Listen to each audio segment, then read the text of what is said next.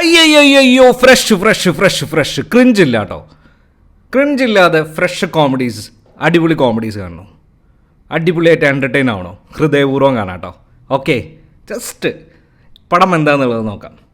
നിങ്ങൾ എപ്പോഴെങ്കിലും ചിന്തിച്ചിട്ടുണ്ടോ നമ്മളുടെ ജീവൻ നിലനിർത്തുന്ന ഒരു ഓർഗൻ അത് മറ്റൊരാളുടെ ആയിരുന്നെങ്കിൽ എന്തായിരിക്കും എന്നുള്ളത്? അപ്പോൾ അങ്ങനെ ഒരു സംഭവമാണ് ഈ സിനിമയിൽ പറയുന്നത് കേട്ടോ.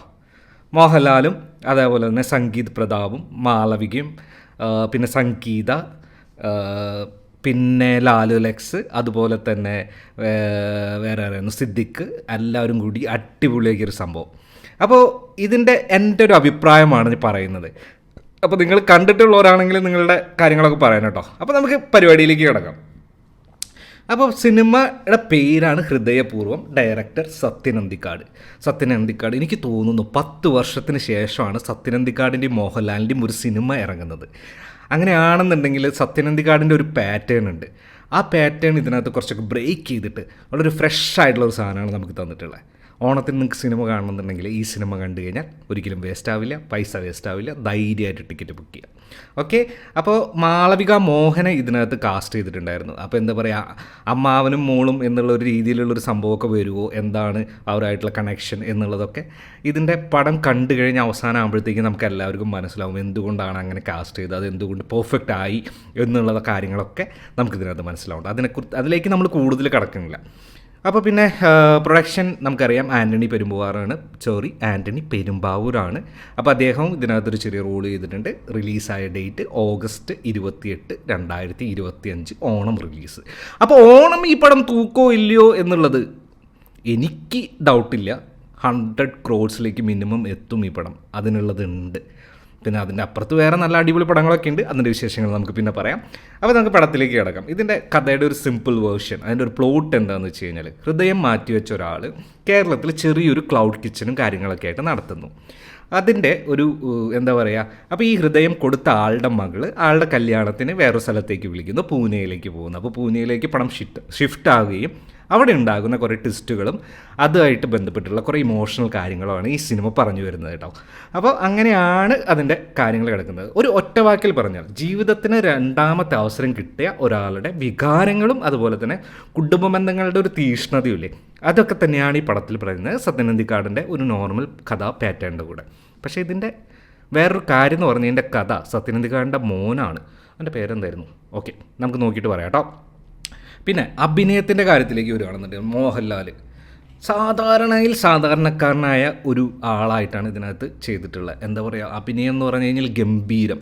നമ്മൾ തുടരുമിൽ ചെയ്ത പോലത്തെ അങ്ങനെയല്ല, വളരെ ഡിഫറെൻ്റ് ആയിട്ട് വളരെ സെറ്റിൽഡ് ആയിട്ടുള്ള ഒരു ക്യാരക്ടറാണ് മോഹൻലാൽ ഇതിനകത്ത് ത്രൂ ഔട്ട് ക്യാരി ഫോർവേഡ് ചെയ്യുന്നത് കേട്ടോ.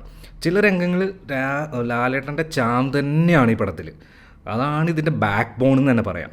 പിന്നെ സന്ദീപ് പ്രതാപ് ഫുൾ ഓൺ കോമഡിയാണ്. ലാലേട്ടൻ്റെ ഒപ്പത്തിനൊപ്പം നിന്ന് അടിച്ച് തകർക്കാണ് പുള്ളി. Social media already calling best side kick എന്നുള്ള രീതിയിൽ പുള്ളിനെ വാഴ്ത്താണ് അങ്ങോട്ട്. ആ ലെവലിലേക്ക് പുള്ളി അങ്ങോട്ട് സെറ്റായിരിക്കുക കേട്ടോ Sangeeth Prabhath. Hats off you man, hats off you. അങ്ങനെ പിന്നെ മാളവിക മോഹൻ ഇതിനകത്തൊരു ഫ്രഷ് ലുക്കാണ് കൊടുത്തിട്ടുള്ളത്. ഇമോഷണലി വളരെ എൻഗേജിങ് ആയിട്ട് പുള്ളിക്കാരി അത് പെർഫോം ചെയ്ത് അടിപൊളിയാക്കിയിട്ടുണ്ട്. പിന്നെ സംഗീത മാധവൻ നായർ, നമ്മുടെ പഴയ സംഗീത നടി, ഒരു അമ്മയുടെ റോളിലാണ് വരുന്നത്. പെർഫെക്റ്റാണ്, ഒന്നും പറയാനില്ല. കാണാനും ഭയങ്കര രസമായിട്ടുണ്ട് അതിനകത്ത് പുള്ളിക്കാരിയുടെ ഒരു ലുക്ക്. സിദ്ദിഖ് എന്ന് പറയുന്ന ഒരു ക്യാരക്ടറിൻ്റെ രൂപവും ഇതൊക്കെ നമ്മൾ ടീസറും ട്രെയിലറും കണ്ടപ്പോൾ തന്നെ ഇതൊരു കോമഡി പൊട്ടിക്കുന്ന പരിപാടി ആയിരിക്കും എന്നുള്ളത് നമുക്കറിയാം. അതുപോലെ തന്നെ ഒരു രക്ഷയില്ലാത്ത പെർഫോമൻസ് ആയിരുന്നു സിദ്ദിഖിക്കയുടെ. ചില സമയങ്ങളിൽ ചില സാധനങ്ങൾ 1-2 സാധനങ്ങൾ ഔട്ട് ഓഫ് ദ സ്റ്റോറി ആയോ എന്ന് എനിക്കൊരു സംശയമുണ്ട്. കണ്ടിട്ടുണ്ടെങ്കിൽ നിങ്ങൾ പറയാട്ടോ. പിന്നെ ലാലു ലക്സ് അതിഗംഭീരം, പൊളി മക്കളെ. അപ്പോൾ സിനിമയുടെ ഫസ്റ്റ് ഹാഫിനെ കുറിച്ചിട്ട് പറയുകയാണെന്നുണ്ടെങ്കിൽ, ഫാമിലി ഫീലാണ് അതിനകത്ത്. കോമഡി എന്ന് പറഞ്ഞു കഴിഞ്ഞാൽ first half full on entertaining ആണ്, ഒരു രക്ഷയില്ല. നല്ല ഓണം വൈബ് പടമാണ്. എല്ലാം സൂപ്പറാട്ടോ, എല്ലാം അടിപൊളിയാണ്. പിന്നെ മ്യൂസിക് BGM നല്ല പടത്തിനോട് ചേർന്ന് നിൽക്കുന്ന വളരെ ഇമോഷണൽ മൂഡ് തരുന്ന മ്യൂസിക്കുകളാണ്. ആ ഒരു മ്യൂസിക്കിൻ്റെ ഒരു വേരിയേഷൻസൊക്കെ ഒന്നും പറയാനില്ല നമുക്ക്. പൊളി. വിഷ്വൽസ് എന്ന് പറഞ്ഞു കഴിഞ്ഞാൽ കൊച്ചിയും പൂനെയൊക്കെയാണ് ഇതിനകത്ത് കാണിക്കുന്നത്. ഭയങ്കര നാച്ചുറൽ ഷോട്ട്സാണ് ഇതിനുള്ളത്, വളരെ മനോഹരമായിട്ട് ആ ഒരു ലൈറ്റിങ്ങും ആ ഒരു ഇതും ഭയങ്കര ഒരു പ്ലസൻ്റ് ആയിട്ടുള്ളൊരു ഫീൽ തരുന്ന ഒരു ഷോട്ട്സുകളാണല്ലോ അത്. അതുകൊണ്ട് അപ്പോൾ നമുക്ക് തന്നെ മനസ്സിനൊരു ഒരു ഹാപ്പിനെസ്സും എല്ലാ കാര്യങ്ങളും ഉണ്ടാവും അതിനകത്ത്. ഓൾമോസ്റ്റ് അതിനകത്ത് എല്ലാവരും എൻജോയ് ചെയ്യുന്ന തരത്തിലുള്ള ഒരു കളർ ടോണും ഷോട്ട്സൊക്കെയാണ് അതിനകത്ത് വെച്ചിട്ടുള്ളത്. പിന്നെയെന്ന് പറഞ്ഞു കഴിഞ്ഞാൽ മലയാള സിനിമയിൽ അധികം നടക്കാത്തൊരു സംഭവമാണ് സിങ്ക് സൗണ്ട്സ്. അതായത് ഷൂട്ട് ചെയ്യുമ്പോൾ തന്നെ റെക്കോർഡ് ചെയ്യുക എന്നുള്ളത്. ഇനി അത് മതി എന്നാണ് എൻ്റെ ഒരു അഭിപ്രായം. വളരെ ആ ഒരു ഇമോഷൻസിനെ ക്യാരി ചെയ്യാൻ ഇതിന് വളരെയധികം ഹെൽപ്പ് ചെയ്തിട്ടുണ്ടെന്നാണ് എനിക്ക് തോന്നുന്നത് കേട്ടോ.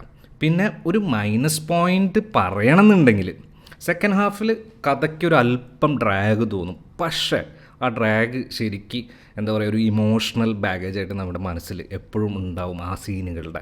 അപ്പോൾ അതിനൊരു മൈനസ്സായിട്ട് നമുക്ക് ഒരിക്കലും പറയാൻ പറ്റില്ല. ചില റാൻഡം കോമഡീസ് അൺനെസസറി ആയോ എന്നുള്ളത് രീതിയിലുള്ളൊരു തോട്ട് വന്നേക്കാം. പക്ഷേ അതും അതിനകത്ത് സിങ്കായി പോയിട്ടുണ്ട്. എൻ്റെ ഒരു അഭിപ്രായം ക്ലൈമാക്സ് കുറച്ചും കൂടി ഒന്ന് ടൈറ്റ് ചെയ്യായിരുന്നു. അങ്ങനെ ആയിരുന്നെങ്കിൽ ഇതിനേക്കാളും ഡബിൾ ഇമ്പാക്റ്റ് ആയാണ് അതിന്, ഒരു രക്ഷയില്ലാതെ ഇമ്പാക്റ്റ് ആയാണ് കേട്ടോ.